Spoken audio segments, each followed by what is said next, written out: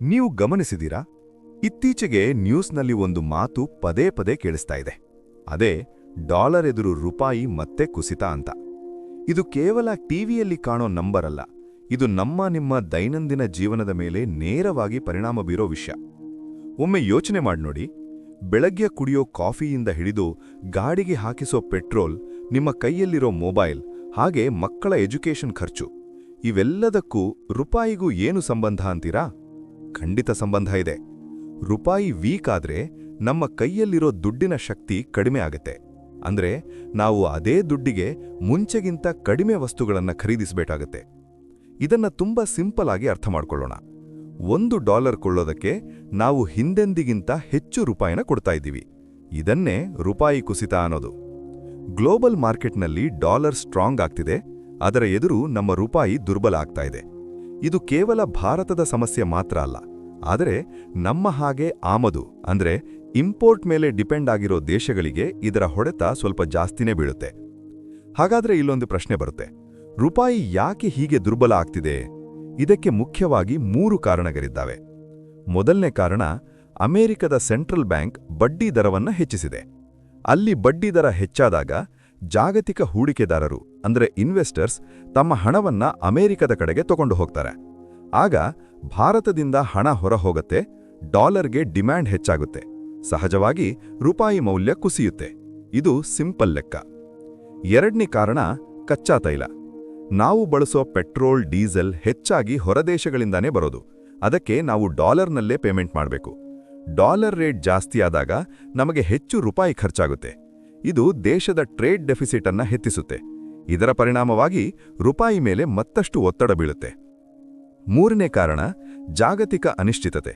ಯುದ್ಧ, ರಾಜಕೀಯ ಉದ್ವಿಗ್ನತೆ ಅಥವಾ ಆರ್ಥಿಕ ಅಸ್ಥಿರತೆ.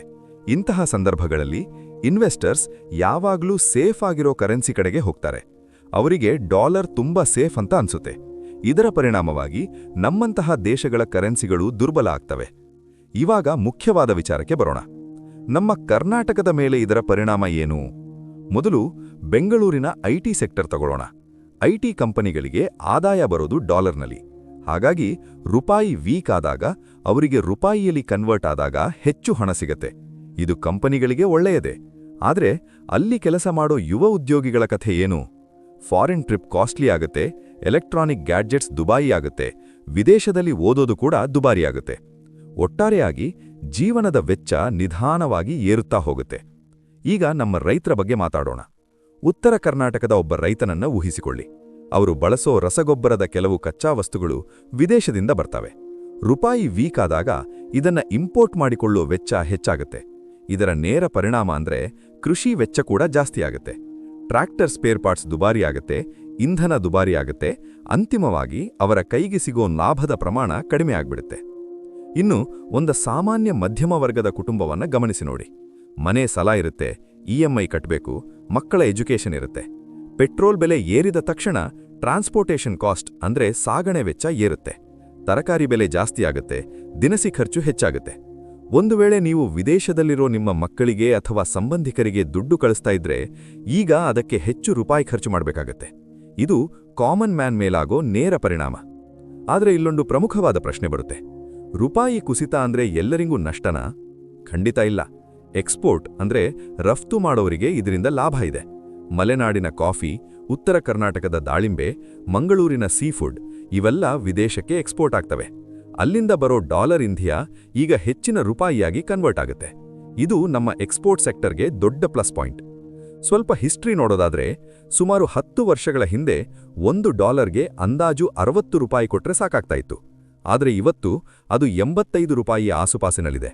ಇದೊಂದು ನಿಧಾನವಾದ ದೀರ್ಘಕಾಲದ ಬದಲಾವಣೆ. ಕೆಲವು ದೇಶಗಳು ತಮ್ಮ ಕರೆನ್ಸಿಯನ್ನ ಬೇಕು ಅಂತಲೇ ದುರ್ಬಲಗೊಳಿಸ್ತವೆ. ಆದರೆ ನಮ್ಮಲ್ಲಿ ಇದು ಸಂಪೂರ್ಣವಾಗಿ ಜಾಗತಿಕ ಒತ್ತಡದ ಪರಿಣಾಮ ಅಂತಾನೆ ಹೇಳಬಹುದು. ಹಾಗಾದ್ರೆ ಮುಂದೇನು? ಇಲ್ಲಿ 2 ಸಾಧ್ಯತೆಗಳಿದ್ದಾವೆ. ಒಂದು, ಇಂಟರ್ನ್ಯಾಷನಲ್ ಲೆವೆಲ್ನಲ್ಲಿ ಕ್ರೂಡ್ ಆಯಿಲ್ ರೇಟ್ ಕಡಿಮೆಯಾಗಿ ನಮ್ಮ ಸೆಂಟ್ರಲ್ ಬ್ಯಾಂಕ್ ಸರಿಯಾದ ಕ್ರಮಗಳನ್ನು ತಗೊಂಡ್ರೆ ರೂಪಾಯಿ ಮತ್ತೆ ಚೇತರಿಸಿಕೊಳ್ಬಹುದು. ಇದರಿಂದ ಹಣದುಬ್ಬರ ಕೂಡ ಕಡಿಮೆ ಆಗಬಹುದು. ಆದರೆ ಎರಡನೇ ಸಾಧ್ಯತೆ, ಈ ಜಾಗತಿಕ ಅನಿಶ್ಚಿತತೆ ಹೀಗೆ ಮುಂದುವರೆದ್ರೆ ರೂಪಾಯಿ ಮತ್ತಷ್ಟು ದುರ್ಬಲ ಆಗೋ ಚಾನ್ಸಸ್ ಇದೆ. ಆಗ ಬ್ಯಾಂಕ್ ಬಡ್ಡಿ ದರಗಳು ಹೆಚ್ಚಾಗಬಹುದು, ನಿಮ್ಮ ಹೋಮ್ ಲೋನ್ ಇಎಂಐ ಜಾಸ್ತಿ ಆಗಬಹುದು, ಕಾರ್ ಲೋನ್ ಕೂಡ ದುಬಾರಿ ಆಗಬಹುದು. ಕೊನೆಯದಾಗಿ ಒಂದೇ ಒಂದು ವಿಚಾರ, ರೂಪಾಯಿ ಮೌಲ್ಯ ಕುಸಿಯೋದು ಅನ್ನೋದು ಎಲ್ಲೋ ನಡೆಯೋ ಯಾವುದೋ ಆರ್ಥಿಕ ಚರ್ಚೆಯ ವಿಷಯ ಅಲ್ಲ.